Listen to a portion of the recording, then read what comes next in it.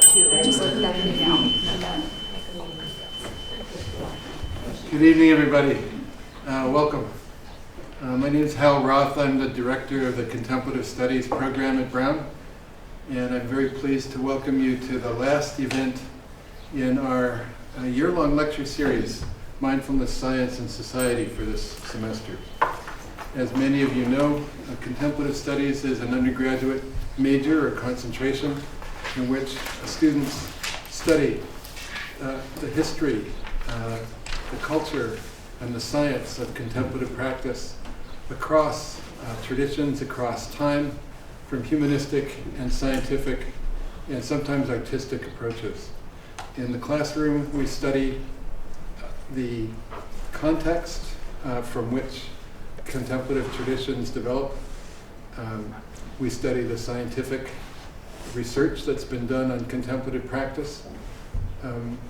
And we also teach students direct experience of contemplative practices. They learn contemplative practices in what we call a critical first-person fashion to complement a kind of traditional third-person at a distance academic approach. In critical first-person practices, we learn the practice just as we would in a contemplative practice center. We learn what the cognitive framework is in which the practice is embedded, but one very small but yet significant difference is we do not ask students to believe in the veridicality of that cognitive framework. They learn what it is, they learn what the practice is, they learn how they relate, but they're not asked to believe in the truth of that particular cognitive framework. It's up for grabs. It's up for them to test out on their own and make their own decisions. And in fact, we can't do that in a secular university. So over the course of this academic year, in an attempt really to engage with the prevailing overuse and abuse of the term mindfulness, we've attempted to bring in a series of lecturers to talk about a more focused definition of mindfulness and to look at where mindfulness stands in relation to some of the major social problems of the day. So we began, but actually, this is our fall list. And in fact, this work, this kind of work. It's great. Amishi Jha ended up being rescheduled twice. So she was coming in October. She actually got here in October, but then turned back because a hurricane was bearing down on her family and her lab in Miami, so she went back. We rescheduled her in February, and there was a blizzard. And then she came back last week, or the week before last week, and there was no weather event to prevent her from coming. But before going any further and talking, I wanted to give a kind of general summary of the speakers that we've had in this series before introducing our speaker for tonight, Dean Emerita, Carolyn Jacobs. But before going any further, I have to acknowledge the one person with whom none of us would have been able to happen.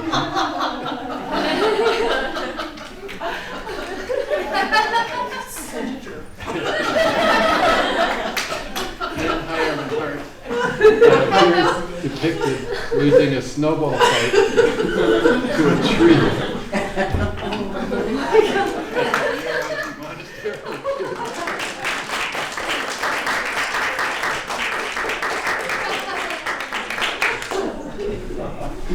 Let's see. I somehow got out of the presentation by the way. I knew that was coming. I knew it was that picture.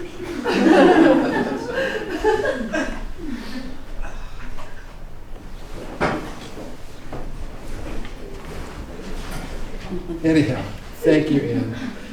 I know you have to. Okay, we cancel all events for.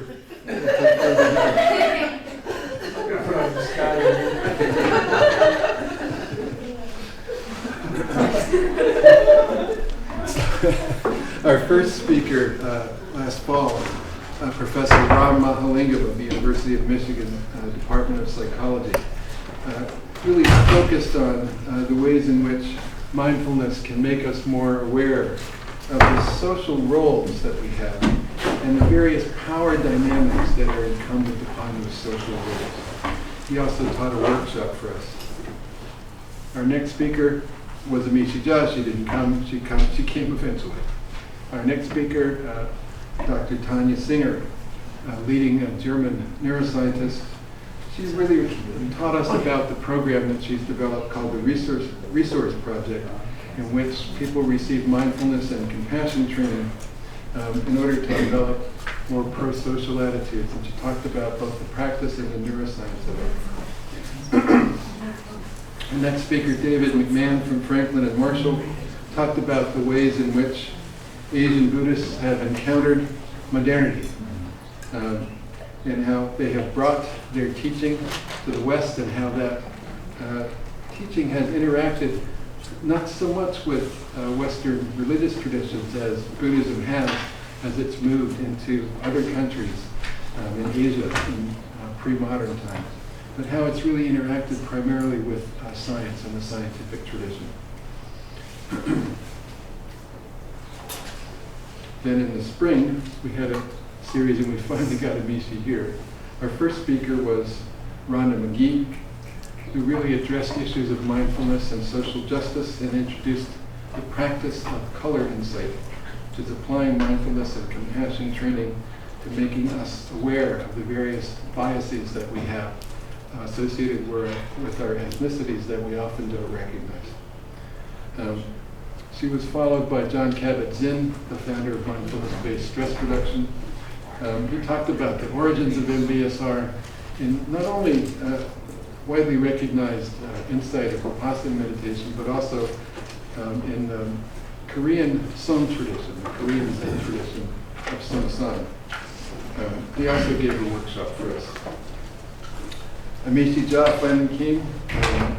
She's a well-known cognitive scientist who works on mindfulness. And she talked about the science of teaching mindfulness and emotional regulation to both university students and to pre- and post-deployment soldiers. And finally, this evening, as the seventh and final lecture in our series, we have Carolyn Jacobs, Dean Emerita of the School of Social Work at Smith, and Elizabeth Martin Treuhaft, Professor Emerita at Smith. Carolyn Jacobs received a BA at Sacramento State and an MA at University of San Diego, and finally left the West Coast. I don't know what possessed Carolyn to leave the West Coast, but anyways, decided to come all the way to the East Coast. Taught for a while she did her PhD at Brandeis, taught at Boston University, and then came to Smith probably more than 20 years ago. 1980. Much more than 20 years, 1980. She was asked by then Smith President Ruth Simmons to become the Dean of the School of Social Work, which she accepted, at which point Ruth promptly left and came to Brown to be president of Brown. Many of you know that she was president until 2012, and a wonderful leader she was for this community. Carolyn has also served on the boards of the Center for Contemplative Mind and Society, which is, I think, where I first met you, Naropa University, and the Mind and Life Institute, and she also served as acting president of the Mind and Life Institute, taking that group through a difficult transition until they found a new person to guide it. She's also involved on the steering committee of a new, can I say this? Yes. Yes. The Dalai Lama has always wanted to go to Africa, and there'll be a dialogue in Botswana this summer, and Carolyn is centrally involved in the planning of that. Her work really is in the interface between spirituality and social work. She's brought a kind of contemplative perspective to social work and actually set up a program in mindful social work.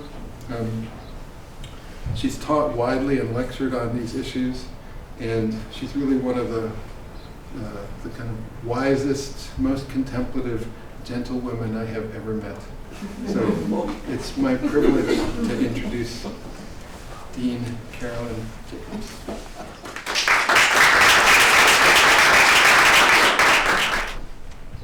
want to thank Hal for this generous introduction.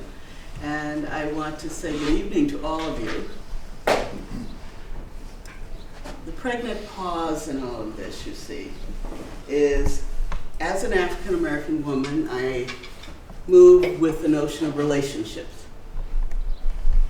If I am speaking to a group or to someone, there is that sense of response, so that I know that you are there and we are together. So a greeting of good morning, good afternoon, or good evening, there is that sense of a response. So, good evening. Good evening. Thank you. One of the things that is interesting about this, and it's about the state of the universe, a bit of which I sort of have a great sense of humor about what happens to me. Hal had asked me to be the first speaker in the series. I said to Hal, look, there's an election about to, happen and whatever. I would prefer to come when it's all over so I can talk about the progressive agenda, research funding and where contemplative studies and programs will go. And so the universe conspired to turn that upside down along with other things. And here I am now talking about moving forward through challenging times. So to move past that is something that I have struggled with, as well as most of the folks that I've talked to recently. And also I have come to the conclusion early on that I needed to talk to those folks that I didn't talk to, and to listen, to do some deep listening about why they hold the fear and the positions that they hold that led them to make the decisions politically that they've made and continue to support, which I find phenomenal on top of it, because most of these folks that I wind up talking to are educated and I thought somewhat rational, but there is something about fear of whatever dimensions that has taken over for them that they respond in this way. But my concern about talking to them was to really express a concern about how do we take care of the needs of those who are most vulnerable? How do we connect with the suffering in this world, in this country? And how do we move forward collectively in some way of engaging with this? So I will spend some time talking about my thoughts about moving forward, about where I've been in that process. And we'll open it up for discussion about what you think and where we might go. I'm not coming with any pet solutions. If I had any, I would have put them on YouTube and marketed them to thousands of people and made a fortune and then gone, oh yeah, that's what happens. The way that I'm going to go about the presentation today is I'm going to do something I rarely do, and that is to share a bit more about my own professional and personal journey to contemplative practice and how that has informed the work that I do. To look at the case of social work education, a brief one that looks at contemplative studies and a professional education. Then to look at a range of voices, of perspectives that I've been engaged with and thinking through recently about how to hold and move forward in contemplative practices during challenging times, and then open it up for questions and discussions. Because as I said, I don't purport to have any answers. I have some ideas, I have some lived experience, but there's a collective wisdom in this room. And that is what we're needing to learn, or I'm needing to learn in this country, that it is just not the person who is speaking, but it is the wisdom that comes out of the compassionate heart of each one of us. So my risking today is to share with you a bit of memoir that's in process that I've been working on for a while. And just to give a sense of where I am at this point and what got me here. For 11 years, I served as Dean of the School for Social Work at Smith College and added many margins which I stand on. And there's that sense of being very much aware as an African-American woman, 5'2", now 70, et cetera, et cetera. I sit in the margins in many places. I was the first African-American dean at the School for Social Work at Smith College. That decision, that movement on my part was a risk. I chose to wait for a long time before I submitted a letter of application. And finally, one of the trustees at the college said to me, "So what are you waiting on?" I said, "Well, I don't know if I'll get it." And she said, "Well, you definitely won't get it if you don't apply." And I thought, there's a rationale to this one. So I tend to thrive by standing on the margins oftentimes.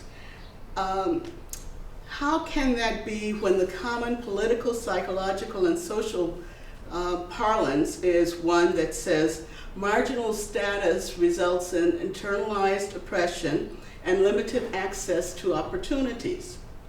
Perspectives on intersectionality oftentimes will give us a way to analyze in support of the problems of being marginalized, to further understand what it means when sex, race, age come together in particular configurations in a particular setting at a given time. So the analysis of what oppression in the arena of oppression Olympics that some people play, which one are you playing with now?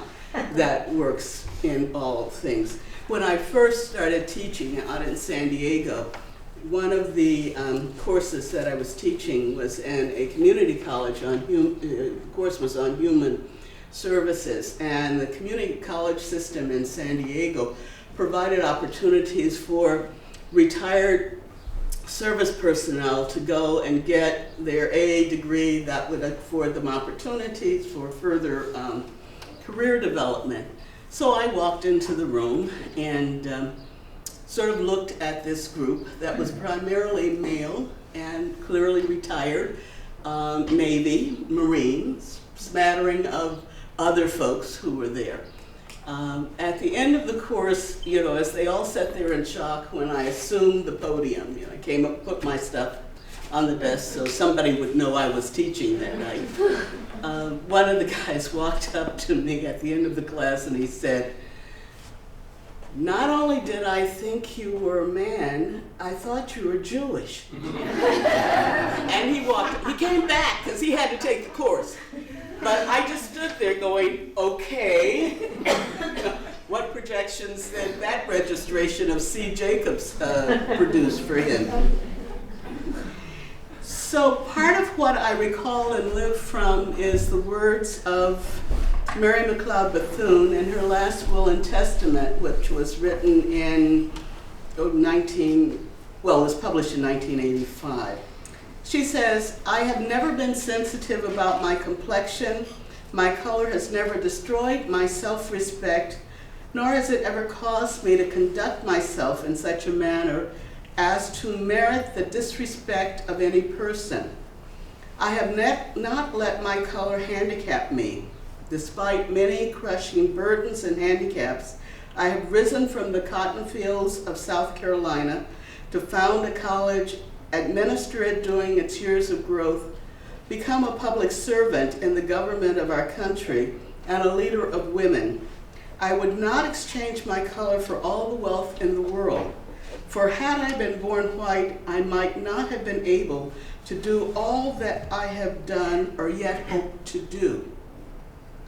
Fascinating being on the margin, and she was very much a part of what Franklin Roosevelt used as his kitchen cabinet, if you will, during the New Deal and the whole development of all of the social programs, et cetera, et cetera. She and a group of women were very active at that time. So her words speak to me of that sense of groundedness that allows you not to see problems as negatives or identities as negatives, but as opportunities.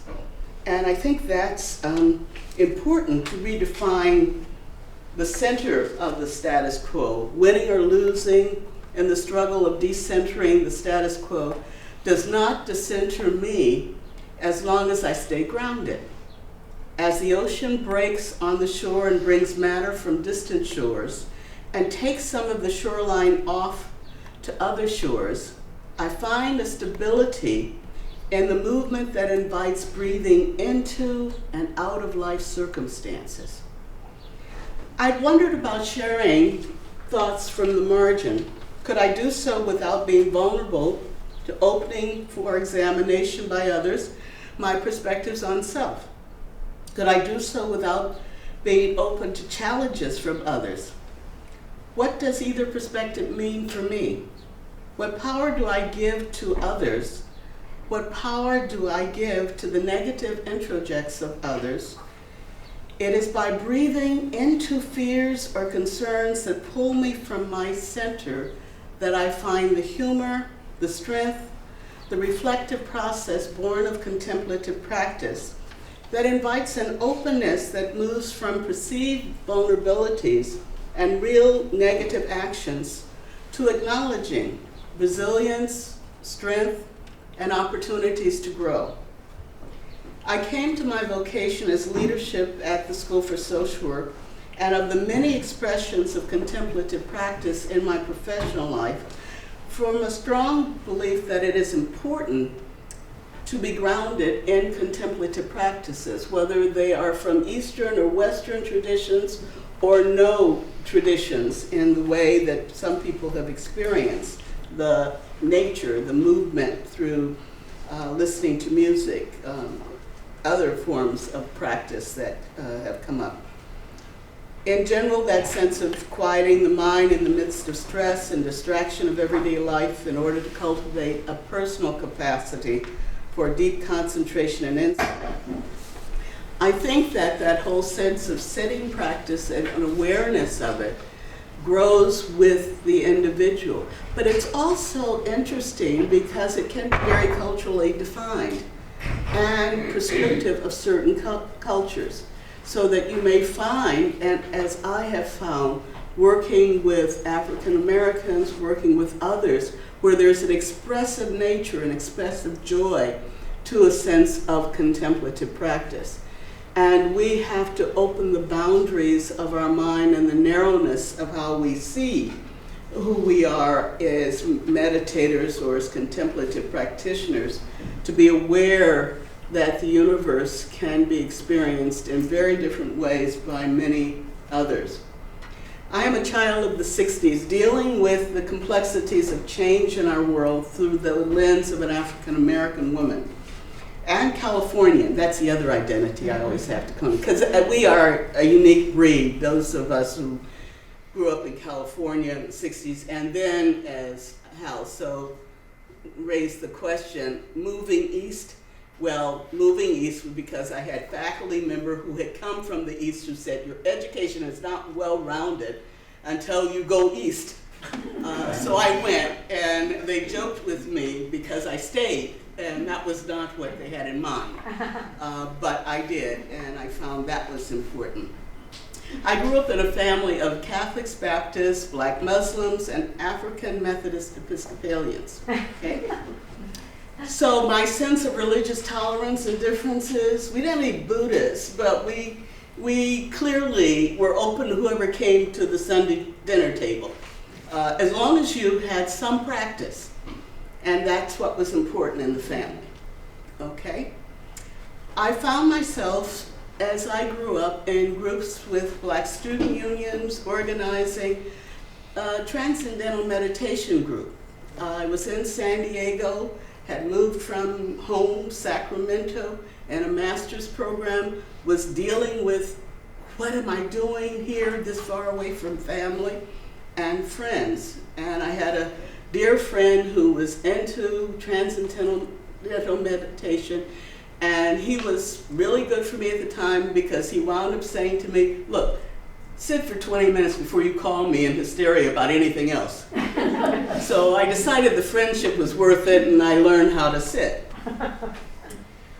Moving on in terms of the San Diego experience, which is the California experience. So there were Gestalt groups I attended, there was national training laboratory experiences that I had, where we went off to Cedar City, Utah, and tried to build community out in the mountains with people who were dealing with the fact that in an alcohol-free state you could still find alcohol. So that was always interesting for 2 weeks there. In San Diego, listening to Ron Karenga and the development of Kwanzaa and what that meant in terms of African American spirituality. And Carl Rogers groups on Shelter Island in San Diego. So I wound up with that whole sense of a range of possible experiences in search for practice. Found myself drawn back into a Catholic tradition with the experience of the spiritual exercises of Ignatia of Loyola. Then found myself with this wonderful Roman Catholic nun who was also practicing Zazen sitting. So my meditation experience moved from the contemplative practice as developed by Ignatius of Loyola to Zen sitting. And I still continue that integration of that practice for me because that's where I find myself. So finding those years where practice would sustain me and venturing into more margins. I wound up for 14 years leading a group of Catholic lay women from the Philippines, Peru, Canada, and the United States. I was the only African American member of the group. So it was always interesting that I wound up being reelected. I think that probably has something to say about people not wanting to do administrative tasks. Then moving from a faculty member position to dean at the School for Social Work. And from growing and development of the professional outward expression of contemplative practice. Took me a long time to talk about it with social workers, okay? Because we are a profession that has spent most of its time trying to move away from anything related to spirituality or contemplative practice. We've spent most of our time trying to find the scientific basis and evidence for human growth and development. Mindfulness research and the opportunities that have expanded with contemplative practice has opened that up, which oftentimes is fascinating because it puts us back into the reality of social work practice, which focused on the art of the relationship and the unknown beyond what might be predicted by current research. And so I find myself, having moved in those circles outside of social work and being clearly on the margins. So I'm on the board of a Catholic college, the Elms College in Chicopee, Massachusetts. I'm on the board of Naropa, it's a Buddhist college in Boulder, Colorado. I served on the board of Contemplative Mind and Society and have continued to serve on the board of the Mind and Life Institute. And so they wound up having this African American woman, social worker, Catholic, as interim president of Mind and Life until we could reestablish the ground of Mind and Life and find the right person to fill the position. Margins, opportunities, crisis, opportunities, challenges, opportunities. If you no longer see yourself as the center of the universe, okay? Looking at your privilege and looking at one's ego and laying that aside, holding it gently while you do whatever you are called to do and invited to do is the real challenge and the real importance.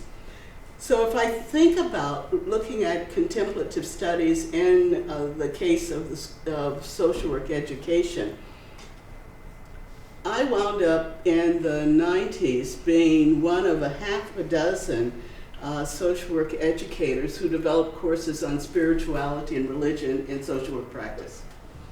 The reason why I had the freedom to do that was because I taught research and statistics in social work at the school, and anyone, in fact all of us, there were about 12 or 14 people who at the same time we developed these courses, because all of us were teaching content that nobody else on the faculty wanted to teach. When we wanted to do an elective, they were willing to go, okay, you're grounded in research, so yeah, we'll let you do this thing off to the side. So it was fascinating to begin to develop and to look at ways of how do you begin to talk about meditation and contemplative practice in classroom settings and teaching across curricula. And that led eventually to my developing a course on contemplative studies and looking at the contemplative practice in social work in a continuing education program. Now I did that as dean, and one of the things that I discovered, it was a wonderful opportunity to help social workers become much more aware of their own contemplative practice as well as that of the clients with whom they worked. And getting practitioners of social work or clinicians to spend time in meditative practice was the real challenge there, because everybody says, oh yeah, I want to do it. And then everybody struggles with, well, I can't find 5 minutes. And so we really worked at commitment for people to be able to hold that space for themselves. I thought it was an excellent program in the way of moving. And then I went and retired as dean in 2014, went on retreat, came back from retreat to start the next series of program, and the new dean said, oh, we're not going to do that program any longer. It doesn't fit with social work at Smith.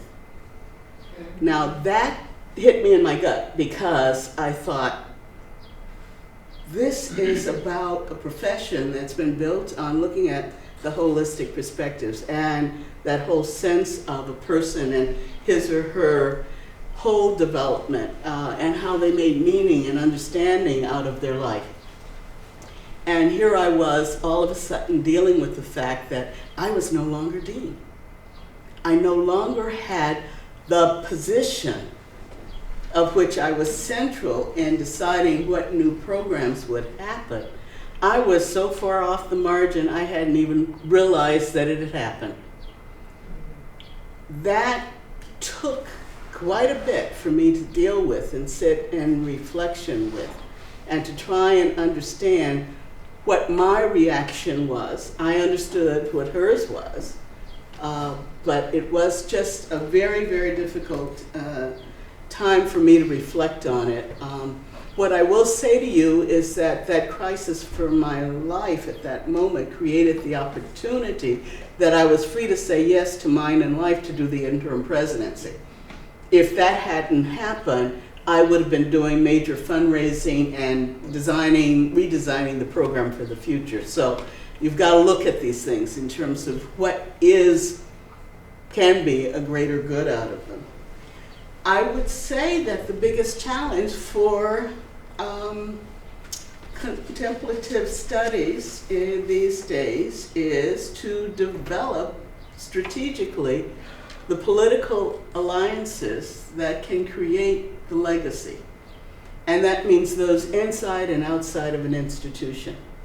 And the reason why I say that is that it's not just my experience, it was the experience of David Scott at the University of Massachusetts at Amherst, who was chancellor, who, when he retired, we'd all worked on a proposal where there was going to be a whole institute that would look at contemplative studies, spirituality, et cetera, in the 5 college area.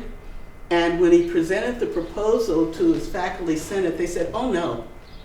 And David's shock was, these were folks he had worked with, made sure they got promoted and funded.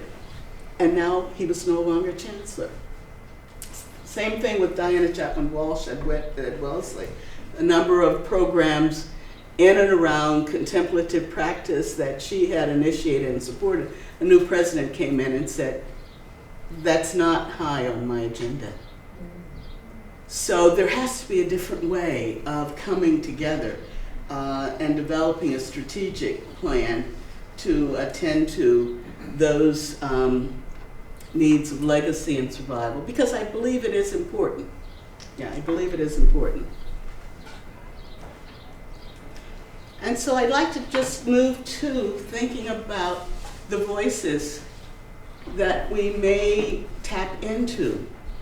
I have spent time, as Hal mentioned, working with Mind and Life on a planning committee that will bring His Holiness the Dalai Lama to Botswana in August. And part of the politics of that have been interesting, but the intellectual and kind of mind-boggling worldview has been interesting. Sitting with Michael, who is an African, he's from Nigeria. He has studied and worked in South Africa, did his degree in Germany, and is now at Cambridge as a professor there in England. And Michael talked about the fact that we were translating I am because Mbuto, which Buto in the language of Botswana is there, but Mbuto is the general term ethic in throughout Africa. We had translated it, not just those of us at Mind and Life, but others, as I am because we are. And he said that translation was not correct. It is I am because you are. So if you think about it, if I say I am because we are, I created an in-group, okay? That's just we, all right? If I say I am because you are, that's all of humanity and everybody I encounter. And it moves us to the whole area of non-duality, which is quite powerful when you think of this in terms of the African philosophical thought and the Eastern, and what we're struggling with in this country to think about how do we hold these two, how do we be engaged with each other in a very different way. So if I am because you are, you may be Donald Trump, yet we are that connected. I have to then think about my energy and how I relate to you in a very different way, okay? It's not saying I love everything you do, but I gotta love you, because we are including the you that I would not include before. And one of the things that I found fascinating is that when you think about this, you can see it in action with the Truth and Reconciliation Commission in South Africa, in Uganda with child soldiers being welcomed back into the family unit, at times having killed a member of the family, but yet being welcomed back to a full membership in the family, and in Rwanda, where they've also dealt with those issues of violence between groups. It is quite powerful when you no longer see the perpetrator as separate from you, but as a part that needs to be healed and brought into the human family. So it's a whole different notion of suffering, of alleviating suffering. It's no longer alleviating some people's suffering. It's alleviating all of our suffering and the suffering of this world. Puma, who is a clinical psychologist in South Africa, talks about Mbuto values, a sense of solidarity with the individual, always in relationship rather than individual autonomy. A person is a person through being witnessed to by, or being witnessed by and engaging in reciprocal witnessing of other people. Or a person becomes a human being through the multiplicity of relationships with others. It's a whole different sense of how we are, that individual development is not privileged. What is privileged is your capacity to connect, to be with others in a community.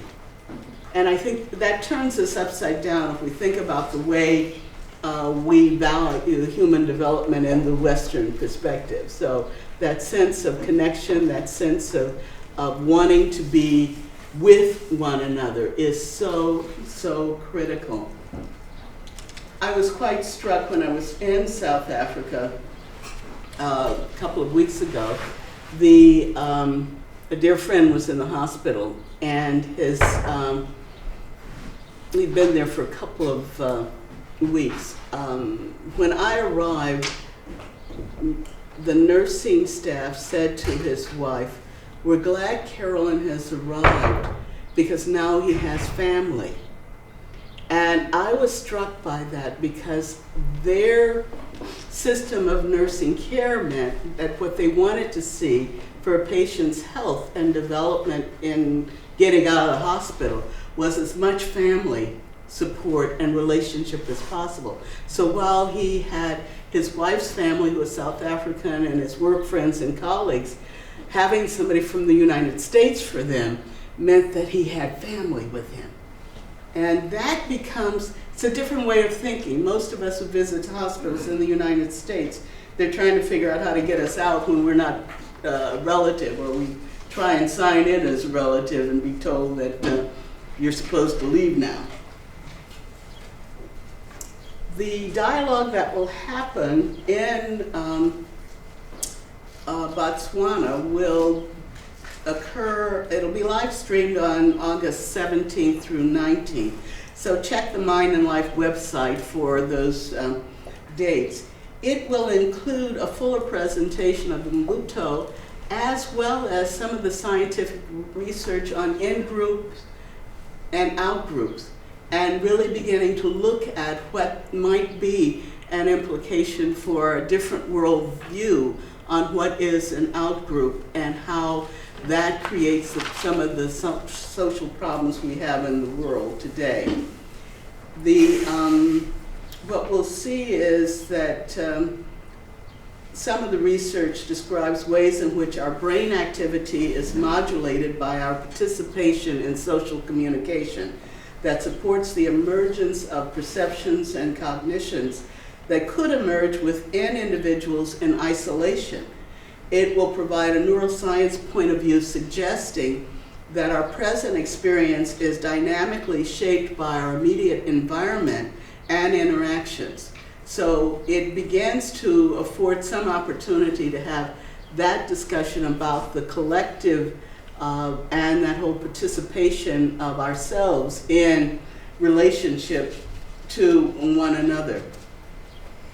I think that if we look across most religious traditions, what we will find is that there's always a connecting point in the development of self, or the recognition of self.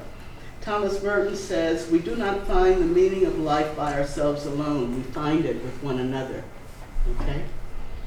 It's important to note that when you then begin to look at non-African traditions, religiously and spiritually, you begin to see at the grounding level there is that connection with the other that is so important for the development of the person as well.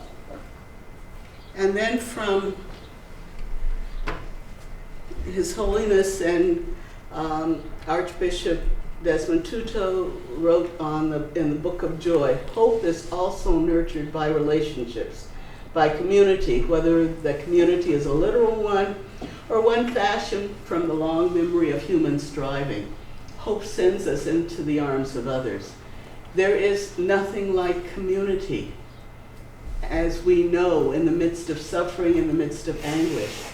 And so much of our identity and so much of what we need to be about is a part of participating in community. And from Jack Kornfield, as the Buddha said, we need not carry the raft on one's head after crossing the stream. We need to learn not only how to honor and use the practice for as long as it serves us, which in most cases is a very long time, but to look at it as just that, a vehicle, a raft to help us cross through the waters of doubt, confusion, desire, and fear. We can be thankful for the raft that supports our journey and still realize that though we benefit, not everyone will take the same raft. So when we look at how we come together in communities of contemplative practice, we have to be, if we want to build those communities strategically to support contemplative studies, engaged activities of caring for the vulnerable, we have to look across our groups that we have defined to other groups who are moving in that same direction. This is where that kind of power occurs in the numbers and in the collectives. And they may have connections that you can use politically to engage where you want to go. And so what I love anchoring back into is bell hooks. The relationship matters with oneself, with others, with events in history, with nature, with the world of ideas, and yes, to the things of the spirit. So what I've wanted to do for you is to try and link together the sense of what is a personal journey in contemplative practice and how that's impacted my career in life, and the openness to deal with challenges and how failures happen and opportunities come up in different ways, but to talk about being a little proactive about organizing ourselves to attend to the challenges of the future. So part of what we wind up finding ourselves having to do is those that we see who are really struggling with being responsive to the needs of other people, is how do we love them into their full capacity to care for folks in this world and all of this nature and all of creation. So I will open up for questions and discussion.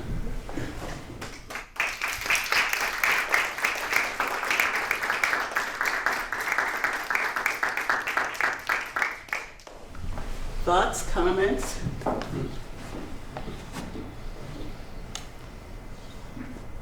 Lack of clarity?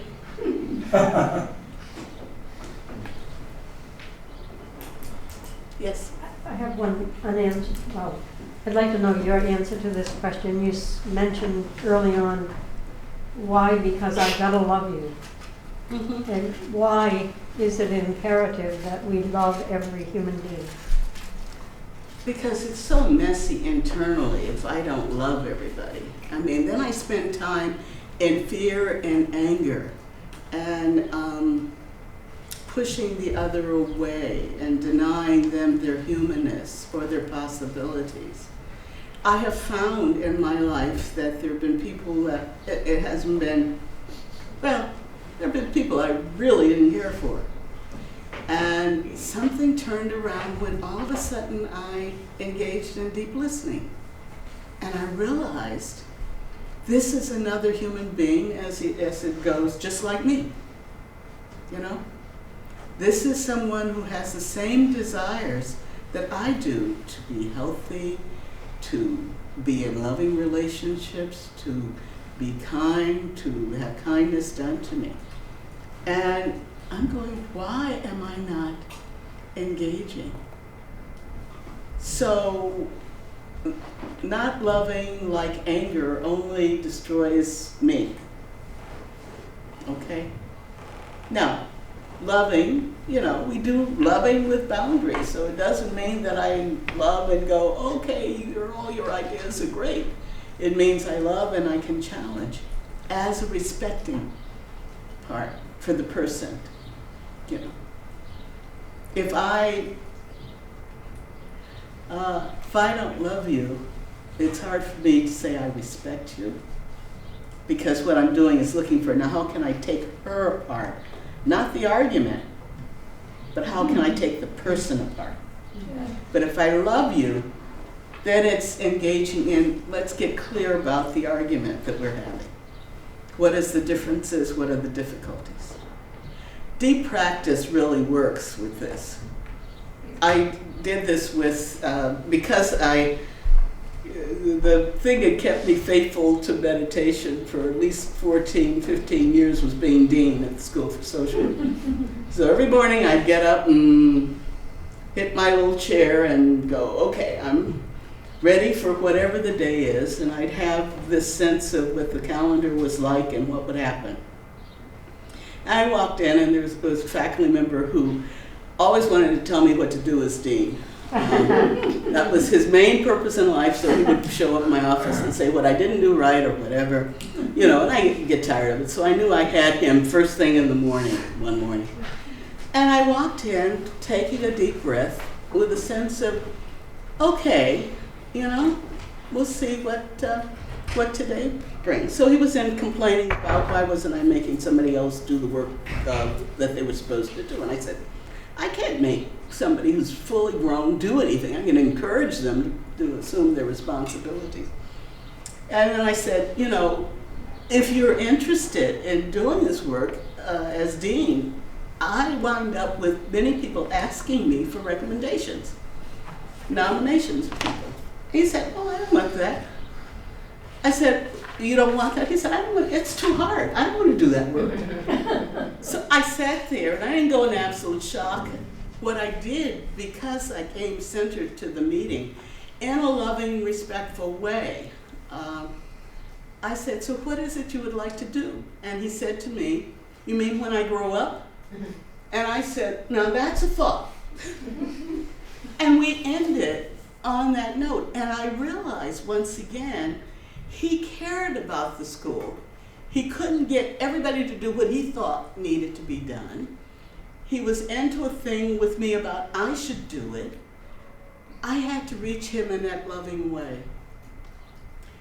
And what's fascinating is he nominated me for an award. So he had recent, the last year or so, I heard from him and I thought, this is really interesting. Someone who was all the time, I hadn't really connected with. I don't know if that helps, but that's my sense of why I love. And the other reality is because people have loved me when I've been absolutely obnoxious and totally out of sorts. And have been kind enough not to tell me about it until much later. Other questions, comments, thoughts?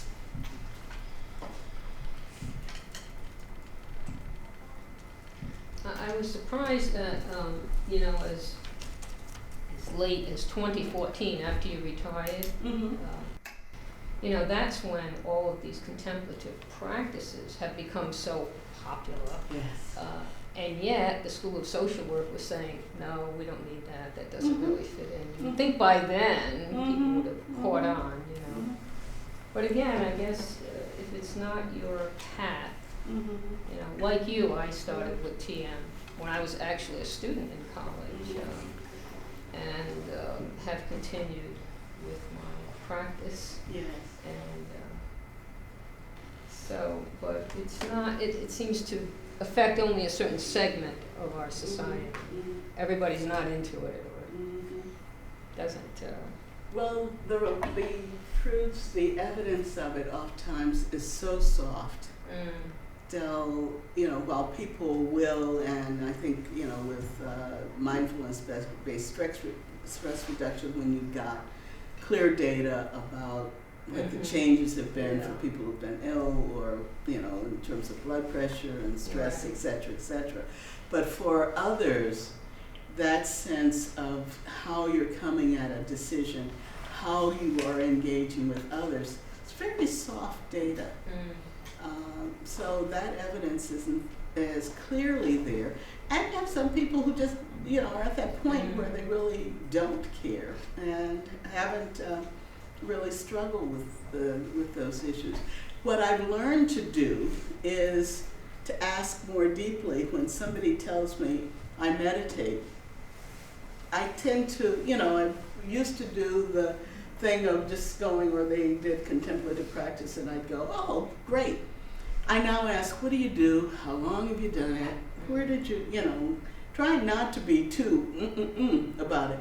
But the issue for me oftentimes is we're talking about two different things. Right. Okay? So somebody will come in and will say to me, I meditated about this and it only got worse. And I'm going, yeah. Suffering's not going to go away. Well, then why am I meditating? And it is really working with people to understand this is an ongoing transformative process. You let go every day. Desire and craving is always there. You will meet it or not meet it, but it's still going to be there. And now with neuroscience, they're able to demonstrate the changes in the brain with those who meditate and those who don't. So that's really encouraging. It is, which is why it's really quite discouraging, if you will, to see federal defunding or not having access to the kind of research funds. I don't know how that's gone with we haven't seen the budget yet or heard, but there's a lot of fear that a lot of the research and the efforts that have been made just won't be supported. And here again, that's a look toward the private sector. I found it fascinating. I think Forbes magazine said there were 400 billionaires in the world today. In the world, and I'm thinking there's a lot of folks with a lot of money. They're not going to figure out how to spend it all in this lifetime or the next. So how do we help them to understand the importance of this work and these resources? Some do. So it's making those connections strategically. Yes. You sort of hesitated when you said that person said they meditated, but you didn't think they really did. A lot of people, like I saw a study showing that saying the rosary among Catholics is a form of meditation, and mentally, neuroscience was able to see that. So they may not say they're meditating, and is to you that real meditation? Oh yeah, it is. It's a contemplative practice that is quite transformative in people's life. The issue with this particular person was that the world didn't do what he wanted it to do. So he thought about the problem rather than being in an actual contemplative state. Yeah, because it was to make him more peaceful and able to navigate and manipulate a situation. And it didn't happen. And so he was angry about meditation as well as everybody else. So it's hard. It is hard. And part of the issue for me is not just anger, but not self-reflective. There wasn't an ability to come back and say, I am not my anger. This is a particular feeling, emotion I have at this time. And I'm looking at what brought that up. And with the opportunity to do that, I would say he could own the anger as not being part of him and also deal with his own practice. I mean, it's a call for deeper practice. What you said about, people seeing the other, going way back when I was a grad student and working with Mr. Sharif, who was into this intergroup conflict and all that, and showed in terms of the attitude change stuff how people who had opposite positions on, pro-life or pro-choice or whatever, saw the other as evil, and so on. So on any issue you could take this and people then start seeing each other as the enemy. And in terms of whatever issue they don't agree on, rather than their humanness, as you say, they should view that person Mhm. as. And that's why I think as much as you can do, groups that are diverse in thoughts, ideologies, and race, class, gender, sexual orientation, et cetera, that you have the opportunity to get to know the person gets to know you. And oftentimes, under those polarizing stands is a fear or hurt that happened. And that's oftentimes what people are dealing with. They're holding that pain in that way and seeing a particular pattern or way of acting out of it. But it's deep listening. It's when I look at you and say, you are just like me.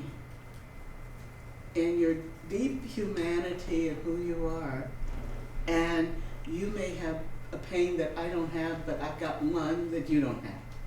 So we're all in this together. If I can respect that and hold that, I can love you and I can have those conversations and that dialogue. Yeah. He went further, this professor, with the idea of superordinate goals, that people can find some commonality that they want to achieve and then work together to do that.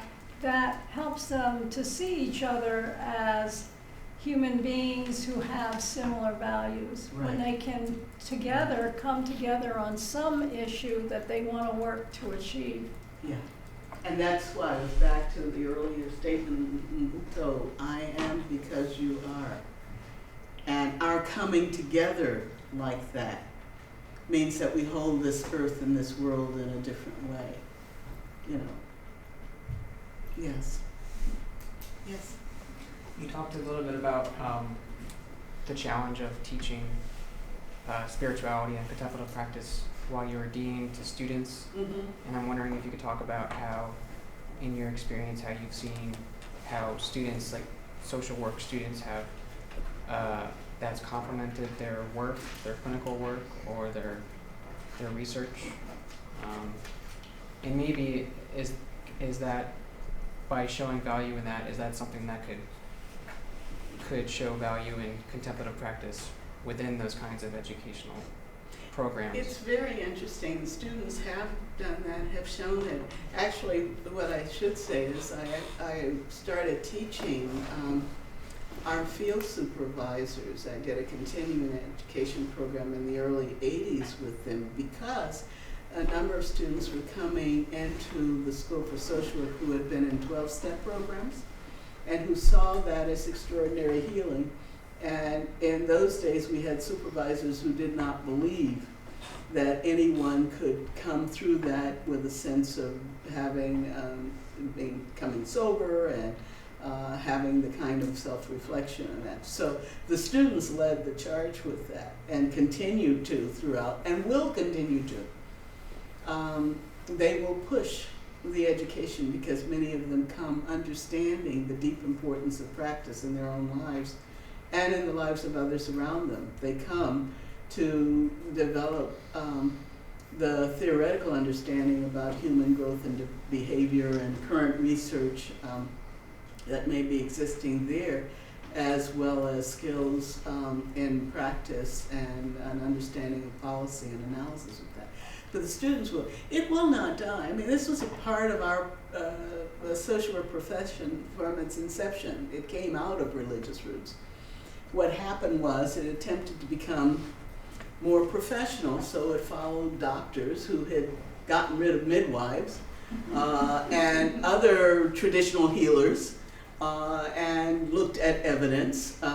It followed them on that path, so that research on clinical practice, on the relationship, was devalued.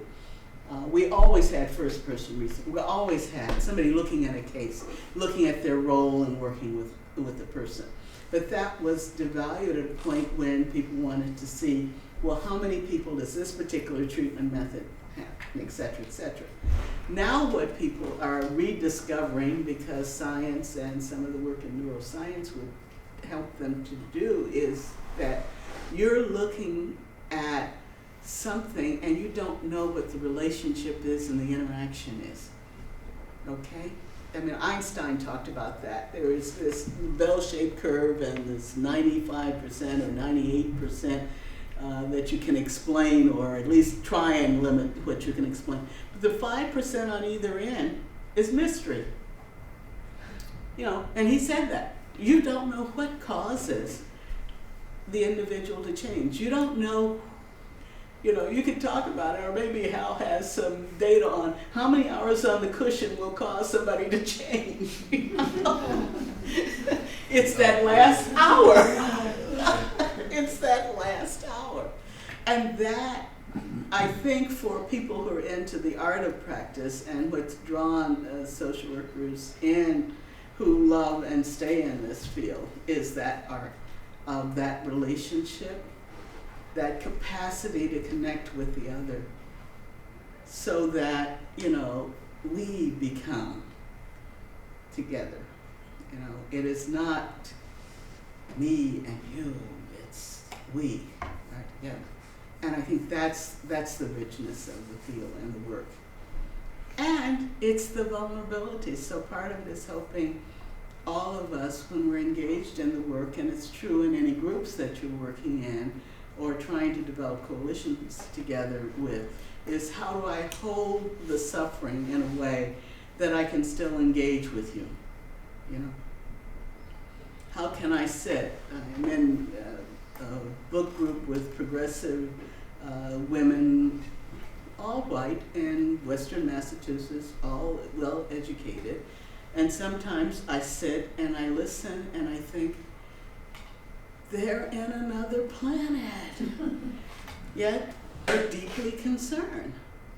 But the more I sit, the more I listen to the journeys that they have had and what they're struggling with.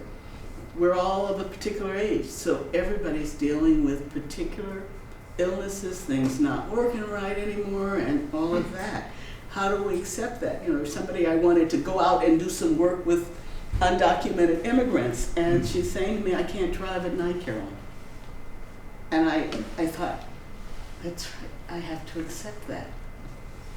So that's part of what we wind up doing, and why I think people wind up in the professions. Figure out, how do I hold the suffering of the other, my own sense of agency and desire to change and go with it.